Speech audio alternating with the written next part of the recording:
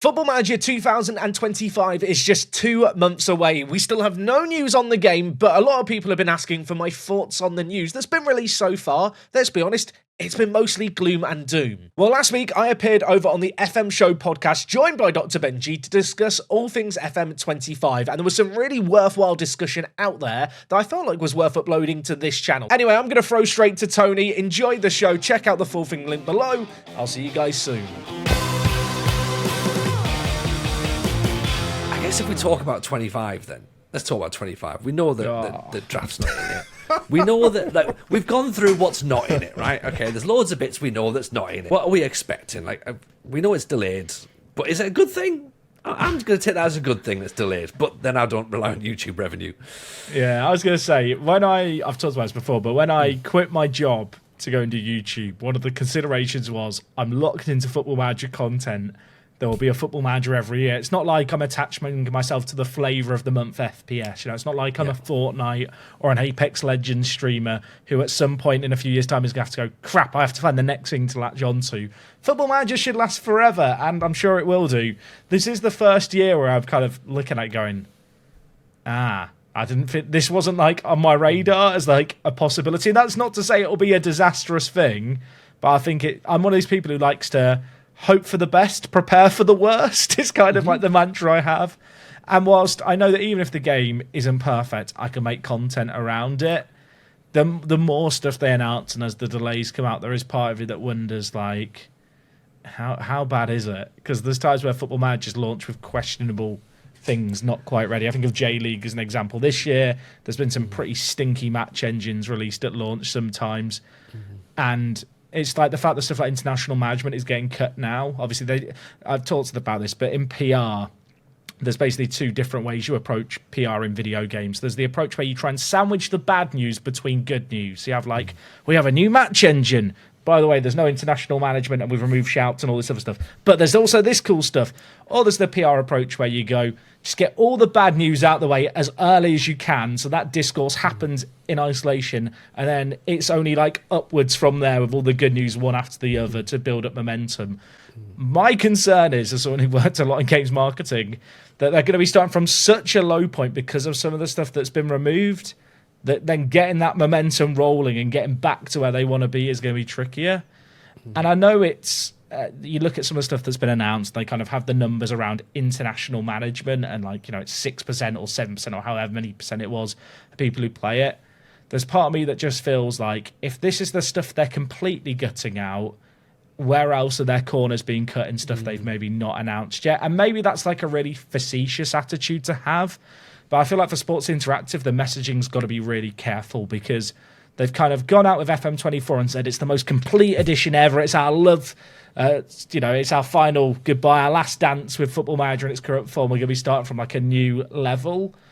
And we still don't really know how low that new level is. Like, it's going to be a step down this year. We're going to lose some stuff, but it's the ceiling that is now then above it that it can then reach because of a new foundation being laid down.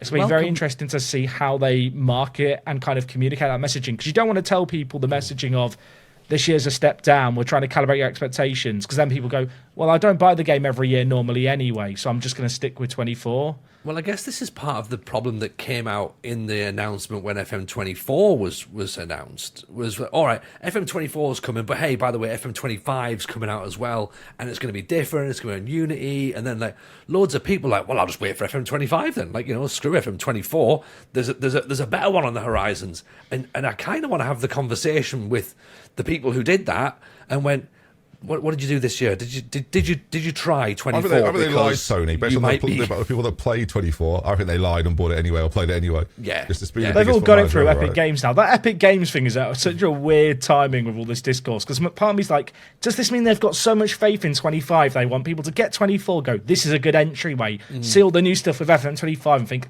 it's worth sacrificing a few things for the leaps forward in other areas?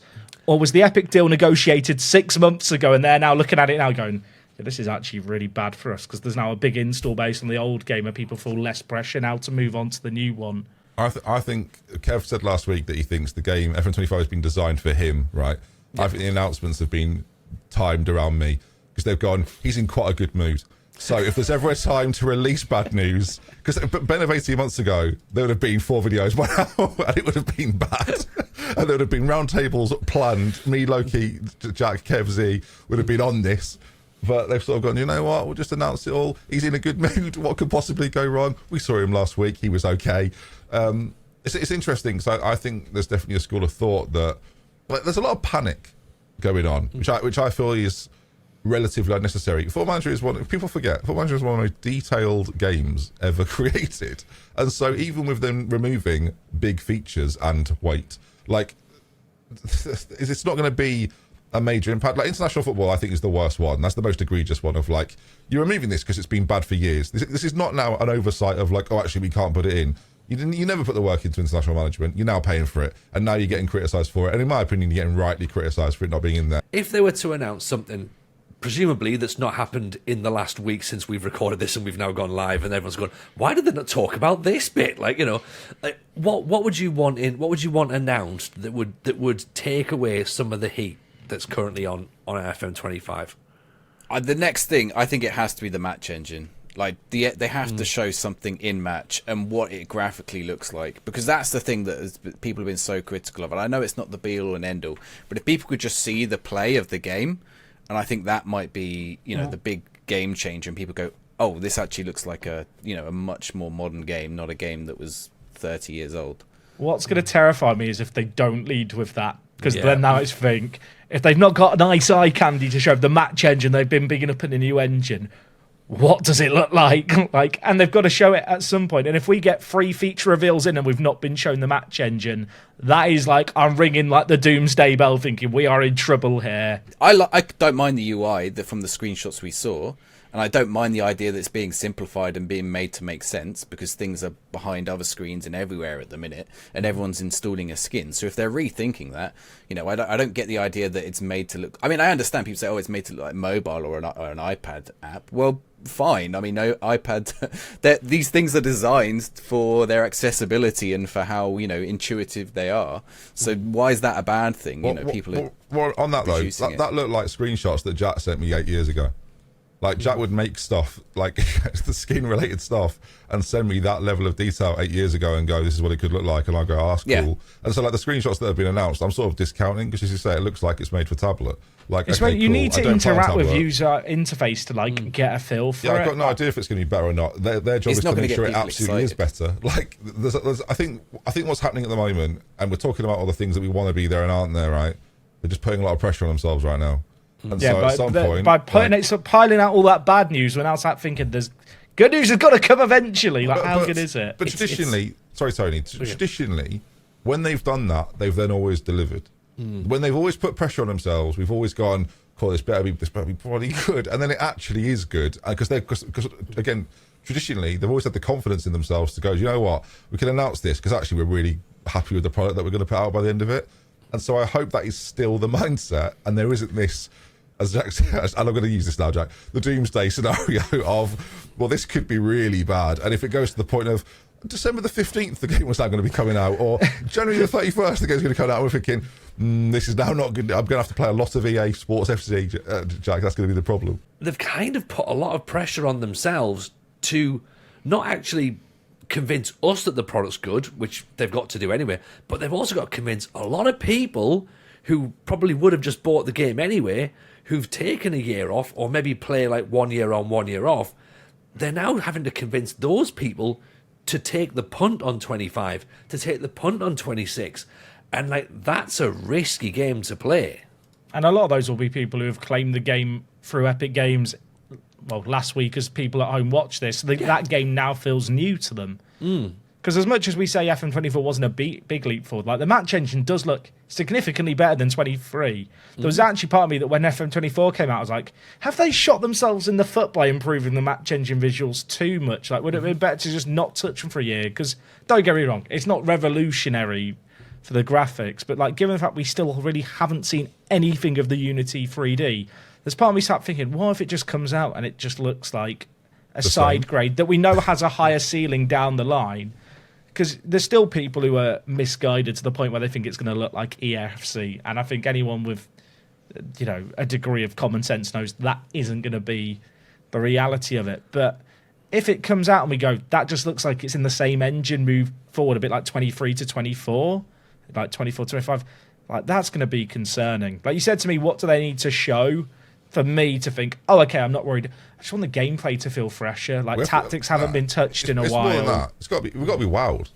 I'll be totally honest. Like where we're at now, if it comes out, I'm on this new positive energy thing that I'm doing. But at the same time, if it comes out and I'm a bit like, oh boy, yeah, I'm going to make jokes about it. That's going to be my copium. I'm going to be mocking it like, do you know what? This is what we've got. It's what I'm going to play. It kind of is what it is. But deep down, there'll be a bit of me going, flipping heck, we're in like a rough spot here, a spot that no one wants to be in. Do you think there's going to be early access? I know there has been historically, and I don't know when it first started, but do you think with it being pushed back a bit, are we maybe losing that as well, possibly? Do you think? So my concern is, my game dev hat goes on here. If the game is coming out in late November, people don't want to be working over Christmas. You don't want to have people in the studio over Christmas. If you don't do an early access and people get access to the game last week of November, and then we imagine that kind of 2-week traditional early access period that Football Manager has, traditionally there's a patch at the end of that 2 weeks, and then they usually do a follow-up a week or two later. If they don't do early access and the game comes out end of November, the dev team is working through to Christmas, you'd probably have a 3-week period to get updates out, and then they're out the studio for a month, realistically, until you get the next update out, because it's not only being away at Christmas, people have extended holiday, and it's also that momentum's lost where people come back from Christmas and have to be caught up. So in my head, I feel like if there's not early access, how many bugs are people going to find on the full release? Like, Football Manager has spent the last decade conditioning people to this idea, hey, pre-order the game, get it 2 weeks early. Look, there's going to be some bugs, but hopefully you'll be there's never been a save, like a world, I think, or an update for a beta where it's been don't continue your saves after the 2 weeks, right? It's always been a kind of a general understanding that you can continue beyond the 2 weeks and it should be fine. My concern is if there's no early access period, what state is the game going to ship in if you lose those 2 weeks of basically mass player testing? It's like if you have 20 playtesters playtest a game for 9 months, 8 hours a day, 5 days a week, their total playtime with Football Manager is surpassed by the entire community within 2 hours of the game being out after midnight.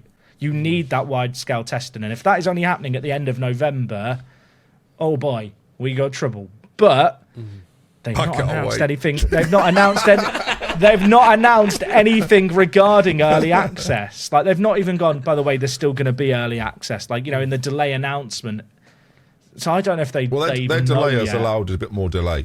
That's the interesting bit about their delay. Actually, isn't just for the release of the game; it's also for the release of their announcements, which they were like, "We're going to announce something." By the way, this announcement is to tell you that our announcements have been delayed as well. So we'll see you at the end of September when we're going to have something, and then we're going to talk about it. Whenever the end of September, when they launch pre-orders, which I have to assume pre-orders will launch at the end of September, because 2 months. Yeah, they have to have shown their hand by then, and I feel like knowing that, if they were going to get rid of it, I have to think they would have included that in the initial announcement. Otherwise, it's going to overshadow any other news that comes out around the pre-orders. I mean, the thing is, it probably sounds to listeners like we're being a bit doomsday, but it's there's an extra month of speculation now compared to any other year. And sadly, based on the information we have, the speculation, I don't want to say it has to be doomsday, but I feel like it is that prepare for the worst, hope for the best. I like the fact as well that it also ties in with anybody who's been commenting recently going, well, they're all sounding far too positive about this. No, not yet. we still have to ask questions. I just don't know. I don't really, I feel like I've asked for transparency a lot in the past. There's certain things you don't need to be transparent about. Don't announce that weight's been removed. Just leave it. It's fine. No one's going to be asked. It's what it is. The fact they've announced that makes me think they can't have any more bad stuff to announce if they were scraping the bottom of the barrel going, what other bad stuff should we get out the door now? I understand people's pessimism. I understand people's concern. Until we find out what's there, I'm not really bothered about what's not there. Because if it's not there, it's not there. There's going to be a lull of, we'll call it FIFA, but everyone knows which game I'm on about, right? When that sort of dies down a little bit, and traditionally does every single year, and the Football Manager are going to be able to go, look at our big new game, and look, there's Erling Haaland, and there's Mikel Arteta, and there's Trent Alexander-Arnold on the front cover of our game, whatever they want to do with the licensing and the branding that's going to enable them to do that, whether it's commercial or whether it's in-game. they're going to be able to sell the game in that way, and it's going. And again, if the engine, imagine the engine does look like way better, and imagine the graphics do look like 2024. This could graphics. age horrifically. This whole podcast. Yeah, Where, like, what's the opposite of the Doomsday Bell? SI a great bell that I'm waving in 2 months. If it comes out like that, and then they get to sell their game like that to a younger generation, it brings in like the player numbers. What are 10, 12 million now, or something like that? Like it's a big number. That's a big number to begin with, and you bring in some people that are looking for something different, that are a bit disillusioned with what EA have been doing for X amount of time. Then blimey, we could be looking at a bigger game, and then the year after that they go, by the way, fantasy draft mode, international football, we are going to bring weight back, actually, we figured out the code. Like all these things that like people are worried about and pessimistic about right now will come out in a year. People's concern for me, from what I've read on Twitter, is like, all these things are removed and they still have to pay the same price. Which like is the thing we've not talked about. Now if that is the issue, then that is the issue, I guess. It's not necessarily an issue for us four, but it is for other people, that it is the one game they buy, look forward to and play all year. And if they don't have that experience, then those are the people, like we're sort of about the casuals, right? If the casuals lose that experience, that's the risk. But there's also that other element of, like as Jack said, we could look really stupid in a month when it's been announced, it looks great and everyone's really pumped for it. Like that can happen too. Football Manager always do their demos. I feel like if they don't do a demo, that would be a concern to me.